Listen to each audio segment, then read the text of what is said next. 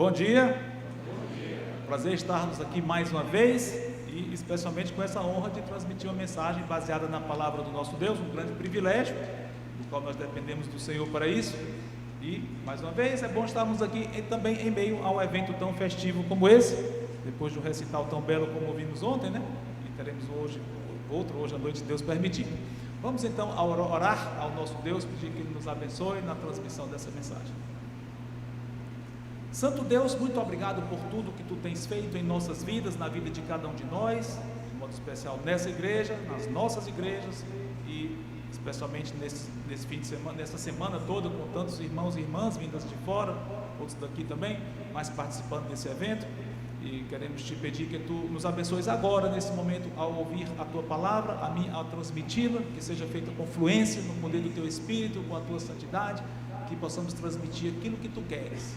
E opera em nossos corações, Senhor Deus, para que possamos cada vez mais ser conformados à Tua imagem. Em nome dEle, em nome do Senhor Jesus, amém. Muito bem, temos falado aqui vários pontos cruciais acerca da igreja. Quem tem nos acompanhado durante a semana tem visto que não só eu, como também o nosso irmão, pastor Marcos, tem falado sobre este assunto. Ok, obrigado. E dentro das duas mensagens que nós demos aqui, temos enfatizado alguns pontos que talvez os irmãos lembrem. E mesmo quem não tenha estado aqui, vai ouvir agora para fixar bem alguns pontos muito importantes acerca da igreja, a igreja do Deus vivo. Nós começamos falando que a igreja é um povo específico, que teve um início específico, que foi quando? No dia de Pentecostes. Mas nós também comentamos que um grande diferencial entre a igreja e qualquer outro povo, o mesmo povo de Deus que já tem existido, um grande diferencial que a torna exclusiva é o que? A habitação do Espírito Santo em nós. E nós também comentamos outros aspectos, como o meio de entrada na igreja é através do Senhor Jesus Cristo, da sua obra e de crer na sua doutrina, crer nessa doutrina salvífica, né? O alicerce sobre o qual a igreja foi fundada. Falamos também sobre algo muito importante que ocorre com o crente de uma forma espetacular, misteriosa, que nós não entendemos bem, mas é muito impactante. Quem lembra o que é? União com Cristo, nós somos unidos ao Senhor Jesus Cristo. E também falamos que a igreja tem uma missão, né? Aliás, tem mais de uma missão, mas o nosso foco foi a missão evangelística, de proclamar a verdade para os que não a conhecem. Hoje vamos falar do desfecho da igreja. Parece estranho, desfecho quer dizer que a igreja vai terminar, vai deixar de existir? Claro que não. A igreja vai existir para todo sempre, nós somos eternos. Porém, a sua missão na terra, na era atual, vai ter um fim. Então vai ter um momento específico a partir do qual a igreja cessa a sua atividade aqui, como é hoje. Vai ter outras atividades diferentes, mas vai ser o final de uma era, a consumação do plano redentor do Senhor Jesus para a sua igreja. Vamos falar hoje das bodas do Cordeiro, o casamento da igreja com o Senhor Jesus Cristo, ok? Bom, nós vamos ver 3 textos, alguns pouco, um é bem pequenininho, esse primeiro que nós vamos ver, não vamos descer a muitos detalhes, mas pegar alguns pontos principais do que significa isso, o casamento da igreja com o Senhor Jesus Cristo.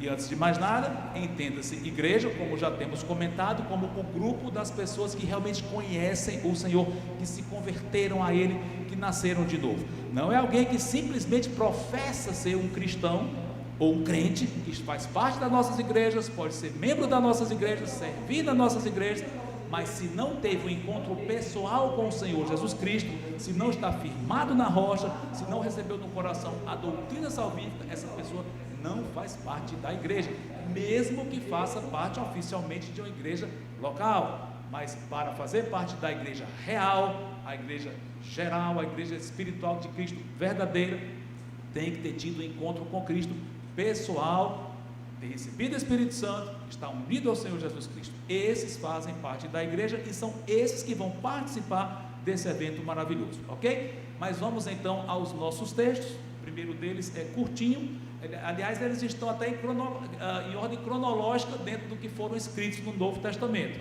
os 3 textos. O primeiro que foi escrito cronologicamente foi Paulo escrevendo para uma igreja muito complicada, a igreja mais complicada do Antigo Testamento. Aliás, a igreja, apesar de sermos salvos, nós somos seres humanos e o pecado, apesar de perdoado, ainda está em nós, e se nós não cuidarmos do pecado, teremos vidas bem complicadas, e nossas igrejas também serão complicadas caso os problemas não sejam tratados. Enfim, Paulo escrevendo para essa igreja muito complicada. Qual é a igreja? Corinto, isso é bem conhecido, né? Paulo tinha tido problemas pessoais com essa igreja, inclusive a igreja tinha rejeitado a autoridade dele, dado ouvido a falsos mestres, então tinha dado muito trabalho para Paulo. Em certa ocasião ele escreveu uma carta para a igreja muito severa, e ele próprio ficou preocupado, como é que a igreja vai reagir à minha carta tão severa? Mas reagiram bem, e diante disso, da boa reação da igreja de humildade, ele escreveu então sua segunda carta inspirada, que é segunda aos Coríntios, quer dizer, segunda carta inspirada para a igreja, né? Então ele escreveu segunda aos Coríntios, na qual ele, além de se congratular com a igreja pela boa reação dela, no caso, ele defende o seu apostolado, ele defende o seu ministério contra ataques. Bem nesse contexto, vamos ver um versículo que tem tudo a ver com o nosso tema. Vamos para 2 Coríntios capítulo 11.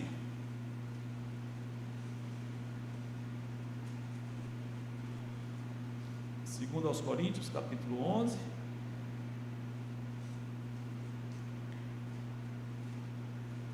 Depois de defender bastante o seu apostolado, o seu ministério, ele diz assim, versículo 1, olha que interessante: quisera eu me suportasseis um pouco mais na minha loucura. Suportai-me, pois. Ele está dizendo, porque ele está defendendo o ministério dele, ele está dizendo que isso é quase uma loucura, ele tem que se defender. Pois ele diz para a igreja, me suportem nisso. Aí versículo 2, que é o que nos interessa aqui agora: porque zelo por vós com zelo de Deus, visto que vos tenho preparado para vos apresentar como o quê?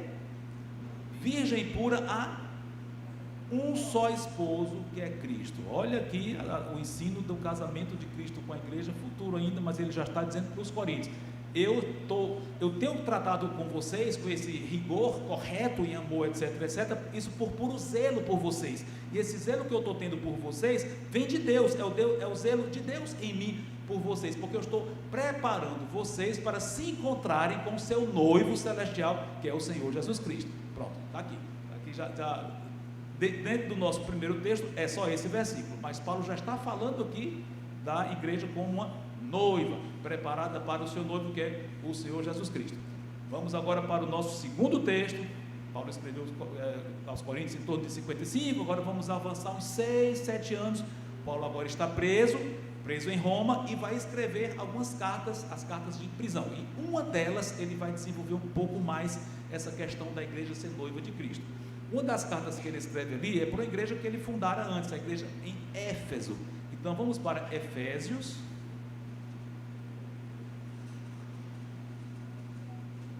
capítulo 5.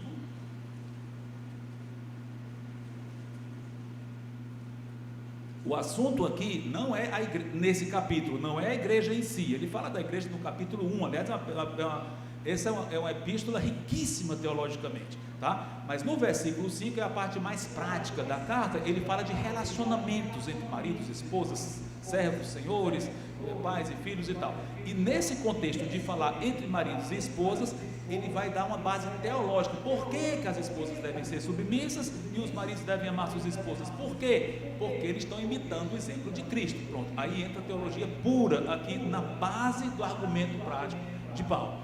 Vamos ler esse trecho, e algumas frases se referem exatamente ao relacionamento em si, mas vamos ficar bem atentos ao que é dito acerca de Cristo nesses versículos aqui, tá bom? Efésios 5, 22 em diante. As mulheres sejam submissas ao seu próprio marido como ao Senhor, porque, olha só o versículo 23, porque o marido é o cabeça da mulher, como também Cristo é o cabeça da igreja, sendo este mesmo o Salvador do corpo. Vamos ficar atentos ao que tudo que esse texto diz acerca de Cristo, tá? Vamos ficar bem atentos e guardar na mente. A primeira coisa já está aqui. O que ele diz acerca de Cristo no versículo 23 em relação à igreja? Ele é o cabeça da igreja, e além de ser o cabeça da igreja, ele é o quê? Salvador da igreja, do corpo dele. Interessante, nós já comentamos que a Bíblia fala de algumas metáforas que ilustram o relacionamento de Cristo com a igreja. Uma delas é a que estamos vendo aqui agora, e outra é exatamente de um corpo. Ele é o cabeça e nós somos o corpo, os membros dele. E Paulo aqui ele faz uma fusão dessas duas imagens, tanto de cabeça e corpo, como de noivo e noivo. E o que ele está dizendo aqui, que ele é o salvador do corpo. Cabeça dá a ideia de liderança, tem várias ideias, mas a ideia de liderança parece que é preponderante aqui. Ele é o líder, mas olha que qualidade de líder, aquele que salva os seus liderados. Interessante isso. Estão vendo aqui qual é o líder que normalmente salvaria o seu povo, né?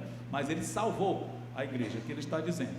Versículo 24: como porém a igreja está sujeita a Cristo, também sejam as mulheres em tudo submissas ao seu marido. Versículo 25: marido, amai vossa mulher, como também, chegou aqui Cristo de novo, como também Cristo amou a igreja e a si mesmo se entregou por ela, para que a santificasse, tendo-a purificado por meio da lavagem de água pela palavra. Rico esses textos aqui. Ele diz aqui que Cristo não só é salvador do corpo, mas ele amou a igreja, e esse amor foi muito prático, porque o que ele fez? Ele se entregou por ela. Foi um amor não só prático, mas o que envolveu foi um sacrifício tremendo do Senhor Jesus Cristo.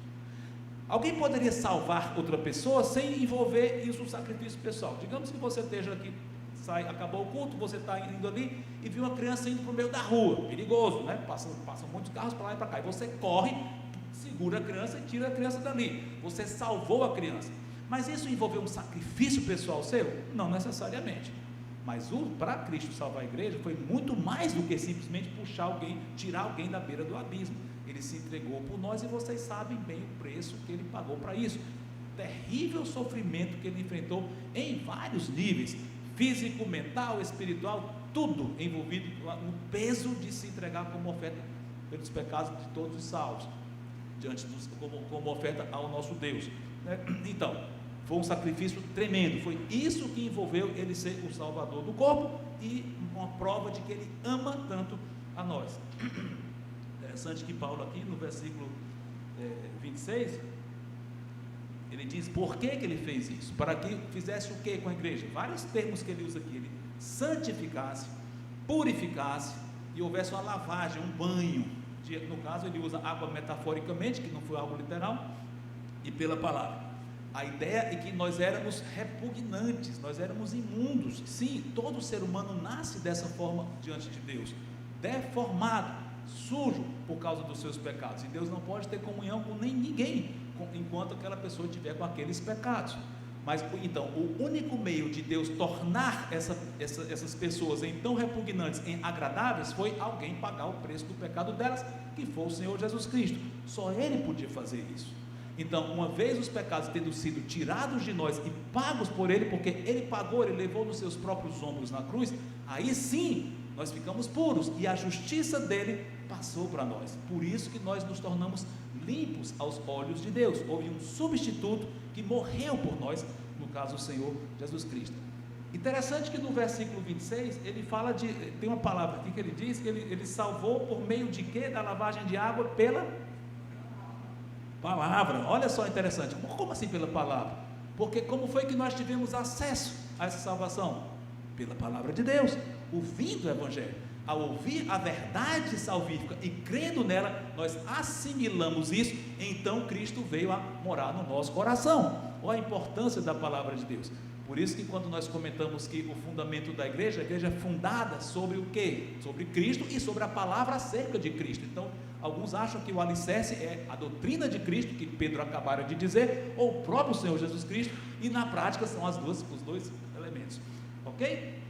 Mas o versículo 27 ele dá mais informações ainda, para apresentar a si mesmo igreja gloriosa, sem mácula, nem ruga, nem coisa semelhante, porém santa e sem defeito. Mais informações ainda, ele joga mais peso ainda acerca de como nós nos tornamos belos, estamos no processo e vamos ser apresentados ao Senhor de uma forma gloriosa, sem nenhum tipo de mancha, sem ruga, nada, totalmente santo, absolutamente sem defeito, porque Cristo levou a nossa culpa e nós estamos com a justiça dele. Versículo 28 tem a ver com o relacionamento do casal. Assim também os maridos devem amar a sua mulher como ao seu próprio corpo. Quem ama a esposa, a si mesmo se ama. Versículo 29, porque ninguém jamais odiou a própria carne, antes a alimenta e dela cuida, como o quê? Cristo faz com a igreja. Mais informações acerca de Cristo. O que ele faz com o seu corpo, com a sua igreja? Ele alimenta, ele nutre, ele cuida, ele protege. Ok? Versículo 30, porque somos membros do seu corpo. Eis porque deixará o homem com seu pai e sua mãe, e se unirá à sua mulher, e se tornarão os dois uma só carne. Grande é esse mistério, mas eu me refiro a Cristo e à igreja. Palavras um pouco difíceis, porque ele fala do mistério do casamento, mas ao mesmo tempo eu estou falando de Cristo e a igreja, ou seja, evidentemente o casamento ilustra o relacionamento de Cristo com sua igreja. Algo muito profundo, que é difícil de entendermos os detalhes, mas até onde nós pudermos saber, amém por isso, e é por isso que nós estamos estudando isso. Agora, até aqui, Paulo tem falado de que ele vai apresentar a igreja para si próprio de uma forma gloriosa. Como? Quando? Será que isso quer dizer que quando cada crente morre individualmente e chega até Cristo, acontece isso? Será que é isso que Paulo está dizendo? O crente morreu, pronto, chegou na presença de Cristo, e chega mesmo. A Bíblia diz que assim que nós morremos, vamos direto para a presença de Cristo. Pronto, isso já está nessa morte individual do crente, já está sendo cumprido isso. Cristo está apresentando aquele crente para si mesmo, como glorioso, tudo isso. Será que é isso? Não. Ele está falando que a igreja vai ser apresentada como um todo. A igreja, não é o crente individualmente. Ele não está dizendo, eu vou apresentar cada membro da igreja glorioso, etc, etc. Não é o caso. Ele está falando do grupo. O grupo, como nós vimos, envolve todos os crentes que, desde o dia do Pentecostes até o dia do arrebatamento, todos os realmente convertidos. Entre essas duas datas, todos eles compõem a igreja, e ele está dizendo que esse corpo inteiro vai ser apresentado para ele. Será que nós temos alguma informação a mais de como vai ser isso? Temos poucas, nem fiquemos tão animados assim, porque os detalhes são pequenos, mas nós temos informação de que vai ter um momento histórico em que a igreja vai realmente se unir definitivamente ao Senhor Jesus Cristo, que é o casamento de Cristo, as bodas do Cordeiro.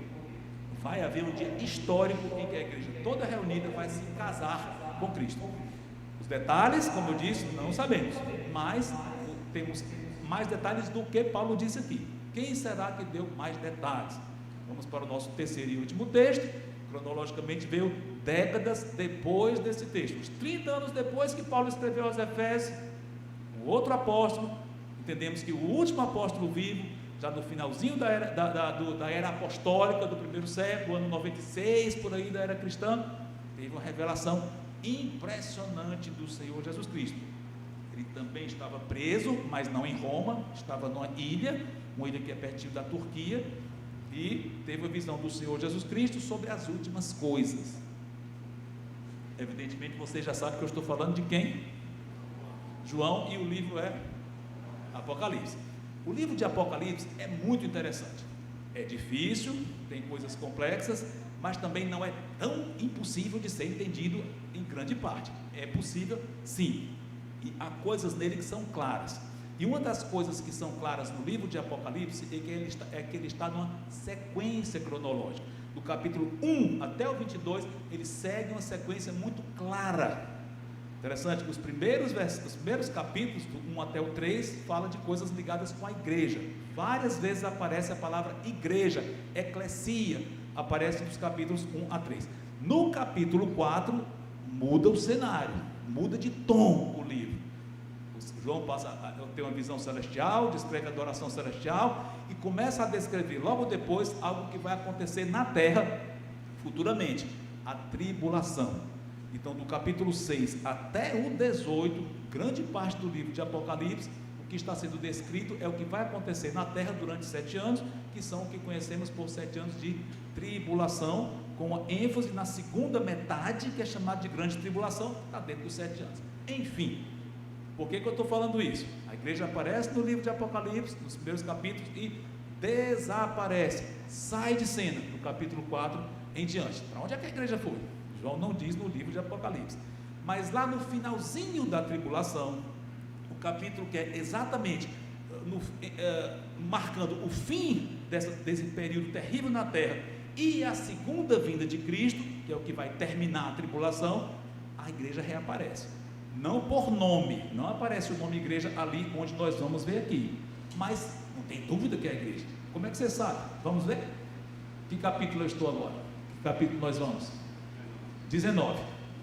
Apocalipse, está complicado? Eu sei que quando fala de Apocalipse a coisa parece complicar um pouquinho, mas eu espero não estar fazendo a coisa ficar mais complicada.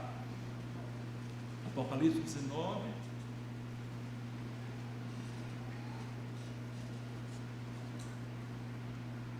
Aqui estamos no final da tribulação, terra, tribulação terrível. O que está acontecendo aqui? As nações se juntando ao redor de Jerusalém, uma batalha mundial, o mundo destroçado pelas tribulações, e os judeus à míngua, na beira da extinção ali, um momento muito dramático na terra. Mas no céu, em contraste com o que está acontecendo na terra, olha o que acontece aqui.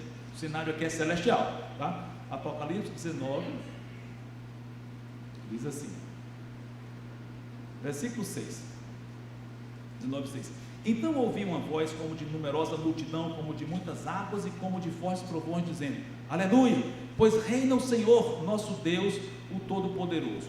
Alegremo-nos, exultemos e demos-lhe a glória, porque são chegadas as bodas do Cordeiro, cuja esposa a si mesma já se ataviou, pois lhe foi dado vestir-se de linho finíssimo, resplandecente e puro, porque o linho finíssimo são os atos de justiça dos santos.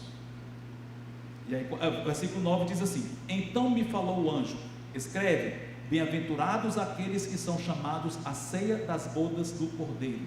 E acrescentou: São estas as verdadeiras palavras de Deus. Pronto, esse é um versículo crucial dentro do ensino das bodas do Cordeiro, porque ele descreve, vai ser agora, ou seja, até aquele momento, que é o finalzinho da tribulação, mas no céu, aqui correspondendo, ainda não havia o casamento, não tinha ocorrido o casamento de Cristo com a igreja, vai ser aqui, o que corresponde ao fim da tribulação, aqui, em algum momento no céu, esse casamento é anunciado. Essa é a primeira vez que a igreja vê a Cristo, a igreja toda reunida? Não. Na verdade, o encontro da igreja com Cristo ocorre por ocasião do arrebatamento, que entendemos que ocorre, arrebata a sua igreja, então começa a tribulação aqui, e vai ocorrer no céu o que nós entendemos que seja o tribunal de Cristo. O que é o tribunal de Cristo? Nós somos julgados. É para saber se é salvo ou não, é? Não! Quem está no céu já é salvo, quem for arrebatado já é salvo.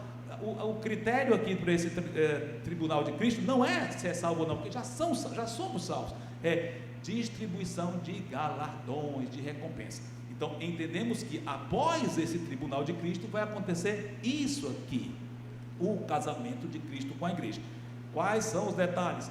Não sei, mas pelo jeito vai ocorrer no que corresponde ao final dos 7 anos, e vai ser após o arrebatamento. Alguém pode dizer: mas se a igreja não vai se encontrar com Cristo no arrebatamento? A igreja toda vai estar lá? Vai, porque quando ele vier, ele vai ressuscitar todos os mortos em Cristo da igreja que já morreram, e arrebata os vivos, todos juntos. Não é o casamento da igreja? Não, o casamento é um pouco depois, é aqui como nós vimos. Mas aí não está estranho? Não é estranho não. Imagine um casal, um noivo e uma noiva que moram em cidades diferentes. Isso esquece, dentro da nossa realidade. O noivo mora no local, a noiva mora no outro, e ela vai viajar até onde ele está para casar. Ela viaja para lá, ele vai no aeroporto, vê a noiva, passeia por lá, traçam alguns planos, etc, etc, e alguns dias é o casamento. Aí formaliza realmente a união dos dois.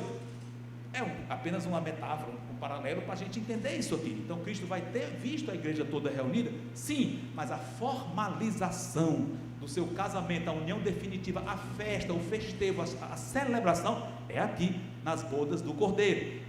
Algo espetacular que vai acontecer, entendemos, como já comentamos, no céu, pelo menos é anunciado ali. Se parte daquilo vai continuar na terra, eu não sei. Alguns acham que as bodas acontecem aqui logo depois, eu não sei, mas tudo indica que acontece no céu.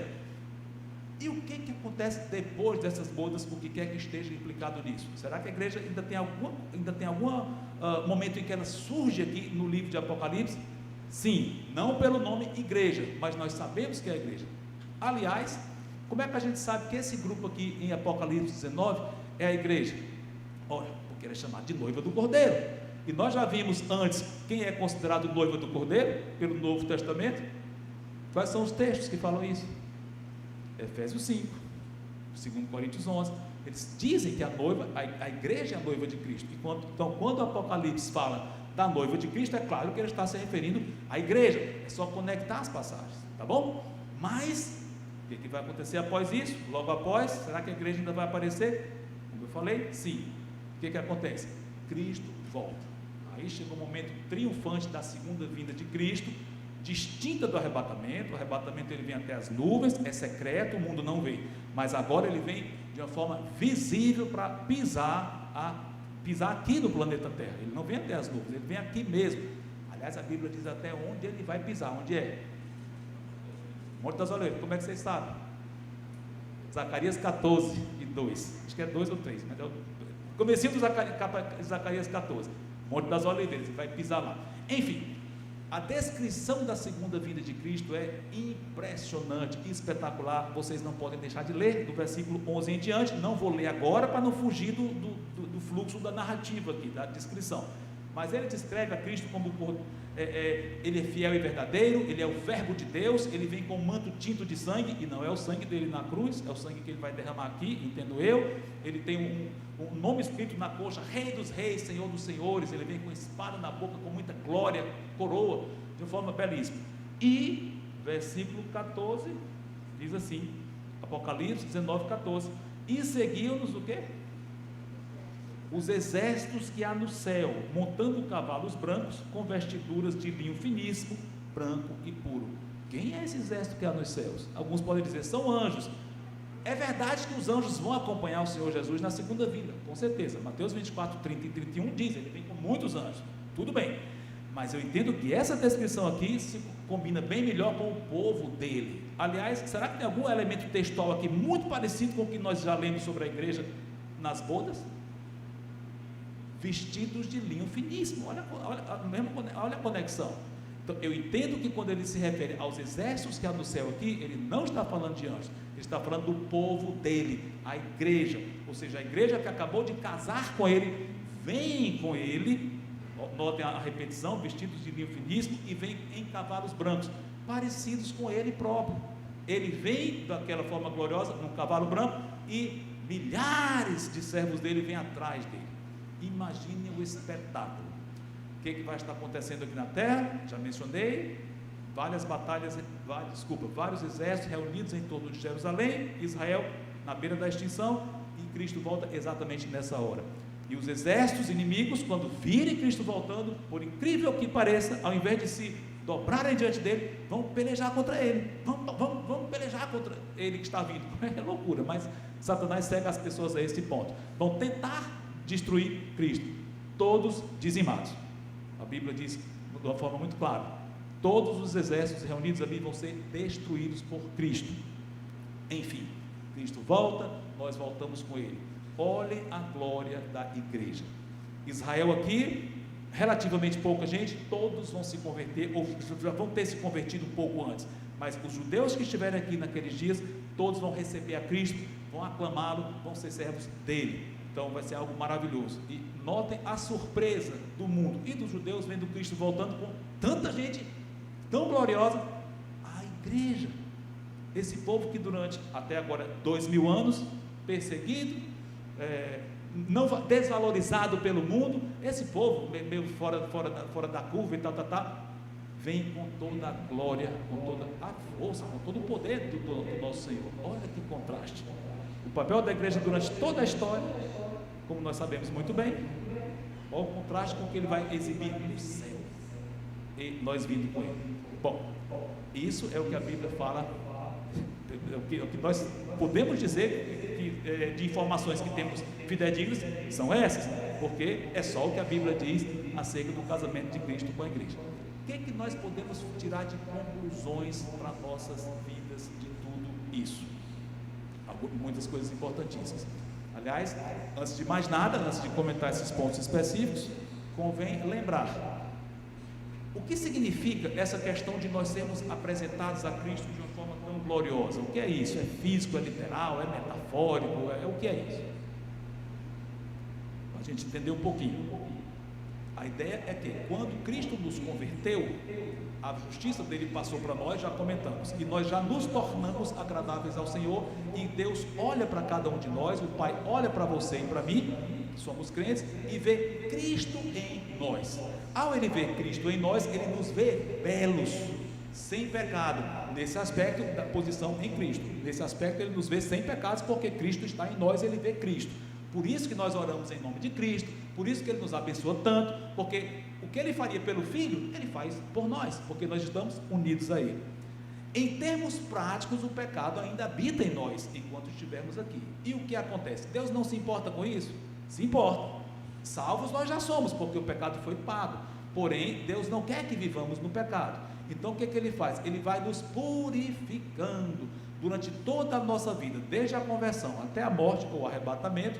Nós passamos por um processo em que estamos sendo santificados. É a santificação prática. Ou seja, nós vamos nos tornando cada vez mais parecidos com a posição que já temos e com o Senhor Jesus Cristo. Daí que por isso é que acontecem problemas em nossa vida hoje. Como assim? Qual é o processo que Deus usa tantas vezes para nos purificar e nos santificar? Muitas vezes são dificuldades, muitas vezes são provações. Então, tá aí, olha o valor de tudo que acontece em nossa vida, mesmo as coisas mais desagradáveis, porque Ele está usando aquilo para nos humilhar, nos quebrantar, nos atrair a si, nos confortar, muitas vezes nos dá alívio, sim, claro, às vezes até o problema Ele livra, outras vezes dá força para enfrentar, seja como for, Ele dá um livramento, e em tudo isso nós vamos sendo transformados. Olha a diferença do crente para o não crente, né? O não crente passa por muitas tribulações e não muda muita coisa, mas o crente muda, ele é transformado. Então, essa transformação é contínua. Quando estivermos glorificados, ou seja, Cristo nos arrebatar, vamos estar sem pecado totalmente, corpo glorificado igual ao dele, e aí sim, Deus vai olhar para nós e nos ver realmente sem pecado, tirado, porque foi tirado de nós mesmos, tá? Então, existe um processo, já posicionalmente perfeitos, em termos de vida hoje, sendo conduzidos na prática, e no final, totalmente perfeito na prática com o corpo novo. Isso é um quadro do que significa a nossa glorificação, nós sermos apresentados perfeitos para o Senhor, ok? Bom, concluindo alguns pontos bem práticos para nossas vidas, de todas essas coisas que aprendemos aqui. Vejam a grandeza da obra de Cristo em nós, é grande. Nós podemos não ter noção disso, mas tirar o nosso pecado e nos fazer agradáveis a Deus, e tudo isso que já comentei, não preciso repetir, olha a eficácia do sangue dele, nos tornou criaturas tão pecaminosas, como agradáveis a Ele. Olha o poder do sangue do Senhor, é muito forte, Ele nos torna de repugnantes em gloriosos, por causa da eficácia do sangue de Cristo. Outro ponto, olha o tamanho do cuidado dele por nós. Vimos lá em Efésios, que Cristo cuida da igreja, Ele nutre, Ele protege, né? E é isso que Ele faz conosco hoje. Talvez você diga, mas eu tenho passado tantos problemas, eu tive problemas de saúde, aliás eu passei outro novo no hospital, para você saber, né? Um problema de coluna gravíssimo. Cristo estava comigo? Claro que sim, mas de uma forma evidente, a dor estava lá, eu sentia dor, gritava de dor, mas eu sabia que o Senhor estava comigo, e amém, porque tudo aconteceu exatamente como aconteceu. Irmãos, eu não sou melhor do que vocês, porque é pastor, professor, missionário, então é mais santificado. Olha, isso que eu digo aqui agora como testemunho, você pode dizer isso, eu tenho certeza que Cristo esteve comigo, que o meu Deus esteve, porque Ele me fez tranquilo. Estava com planos de ir para Pacuti, passar o fim do ano lá no centro de treinamento, tão gostoso, como já passei vários anos, é tão bom. Eu estava com plano, e no dia seguinte, na véspera, aquela dor de gritar, para no hospital. Mas olha, a paz que Deus me deu no coração foi tão grande, eu sabia, não era para eu ir, simplesmente, talvez Ele me deu outras oportunidades, mas hoje era para eu estar aqui e ir para o hospital, uma tranquilidade. Olha só, mostra como Deus está conosco, e do jeito que Ele agiu assim comigo, Ele pode agir com você. Talvez vai ficar com medo, o que é que vai acontecer comigo? Calma, Ele às vezes dá provações, às vezes dá muitas alegrias também, e mesmo nas provações, Ele alegra, como eu posso dizer aqui, olha, eu passei por isso, tranquilo, no hospital, vendo a mão de Deus em vários pontos ali, mostrando: eu estou contigo, me dando livramento. E agora está aqui. Eu podia ter morrido, estava com Cristo na glória, melhor ainda, mas Ele quis que eu ficasse aqui, ou eu podia estar sofrendo até hoje no hospital. Me livrou, foi o plano dele. A alguns Ele permite que fiquem mais tempo, para mim Ele foram poucos dias, e está aqui eu já recuperado. Ou seja, um problema que algo que pode parecer uma tragédia na nossa vida, mudou o plano. Não, até isso ele faz o bem a nós. Então, quando nós enxergamos Deus na nossa vida, mesmo nos problemas, ou saúde, ou financeiro, ou relacionamento, seja o que for, quando nós enxergamos Deus está aqui, olha, tudo fica diferente. O problema pode até permanecer mais tempo, mas Ele dá paz no coração, Ele transforma, Ele nos capacita, Ele mostra as impressões digitais dele ali no meio do problema. Como é bom! Então, isso é Ele cuidando de nós. Às vezes Ele cuida dando alegrias, já comentei, realizando o desejo seu, não tenha dúvida, e às vezes fazendo isso, mas mesmo nisso Ele mostra como Ele está conosco, e é bom demais. Terceiro ponto, a importância de como nós vivemos para Ele, nossas obras aqui. Isso tem alguma coisa a ver com o nosso texto que nós lemos aqui, um dos 3 que fala de obras? Vocês viram? Teste de memória, sem ir para a Bíblia. Um dos 3 textos mencionam obras do crente. Qual dos 3 textos? As vestes belíssimas da noiva são as obras de justiça dos santos. Obras. Salvação por obra. Claro que não, já comentamos aqui, a salvação é pelo sangue de Cristo, é pela fé, é iniciativa de Deus, é pela graça. E por que menciona a obra? Porque nossas obras glorificam a Ele. Ele nos salvou e Ele nos faz fazer boas obras, e essas obras têm o seu lugar? Tem, não em garantir a salvação, mas em glorificar mais o Senhor. Ou seja, o vestido da noiva vai estar mais bonito por causa das obras dos crentes, que foram feitas pelo Espírito Santo, porque Ele nos salvou. É Ele que faz, mas Ele é honrado em nossa participação nesse aspecto aqui. Ou seja, cuidemos de ser cada vez mais obedientes e frutíferos para o Senhor, porque nossas obras têm muito peso eterno. Lembre, a glória da igreja vai estar aumentada de acordo com o que eu fizer para o Senhor. É impressionante, olha o tamanho do papel que Ele nos deu, mas é assim, pelo que nós vimos aqui. Ou seja, veja a grandeza da obra de Cristo em nós, veja o tamanho do cuidado dele por nós, e vejam a importância do nosso andar cristão aqui em obediência ao Senhor. E finalmente, o último ponto que eu quero mencionar aqui já na conclusão é: a noiva é exclusiva. Como assim? Ou alguém é noiva ou não é, e não há meio termo. E os destinos de quem é noiva ou não, dentro dos que vivemos hoje nessa era, é absolutamente contrastante. Na era que vivemos hoje, ou alguém faz parte da noiva de Cristo, ou está completamente banido dele. Atenção para isso. Só os que vão fazer parte da noiva são aqueles que já comentei, estou repetindo a nível de ênfase, que um dia nasceram de novo com Cristo. Os que não passaram por esse processo não fazem parte da noiva. Eu faço questão de enfatizar isso, que eu já tinha comentado no começo da mensagem. Ou seja, dos milhões, bilhões de habitantes, desde o dia de Pentecostes até o arrebatamento, todos os que não aceitaram a Cristo, eles não estarão juntos nesse corpo, não vão fazer parte desse evento. Vão ser aniquilados, vão deixar de existir? Não, vão estar no sofrimento eterno. É um contraste. Ou alguém faz parte desse bendito grupo, que é a noiva de Cristo, ou está completamente banido, vai passar por sofrimento eterno. E a única diferença entre uma pessoa ou a outra é ter aceitado a Cristo.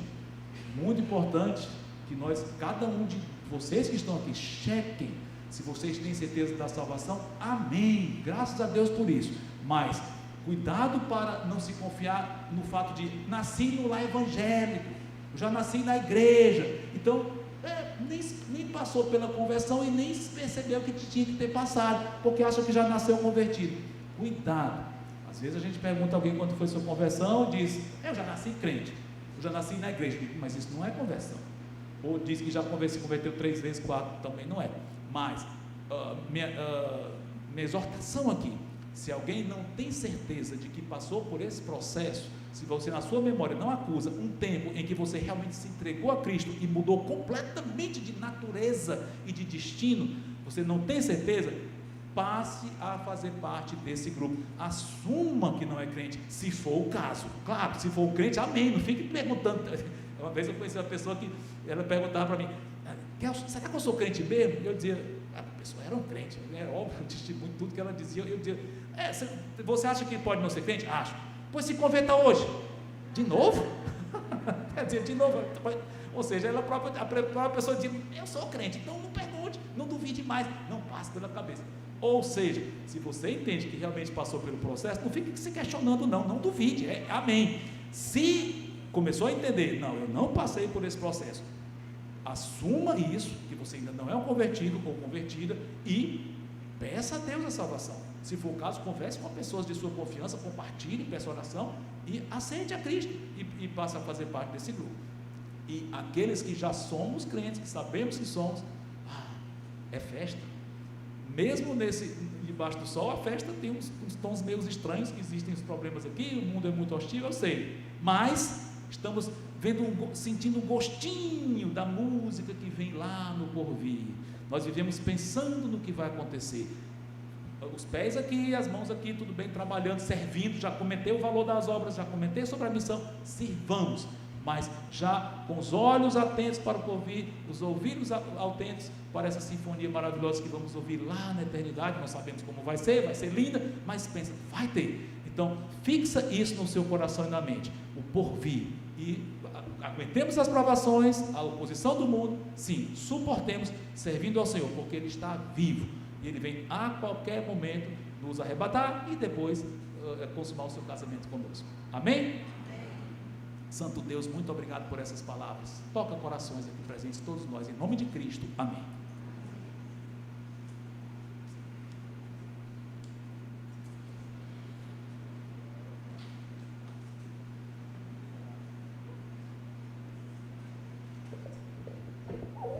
Que bênção, né? Agradecemos pela palavra.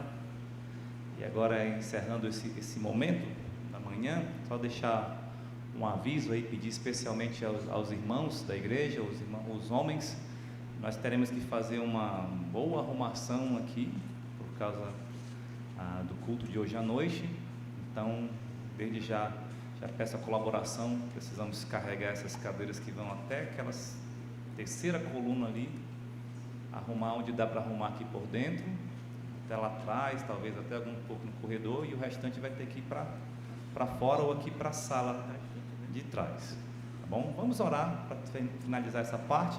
Já dei o aviso, a gente vai ouvir depois aqui o instrumental. Senhor, nosso bendito Deus, muito obrigado por tudo que ouvimos, obrigado pelas bênçãos que o Senhor tem nos dado até aqui. Obrigado, Senhor, por tão grande salvação que temos em Cristo Jesus e pela certeza da vida eterna, de que um dia estaremos com o nosso Salvador.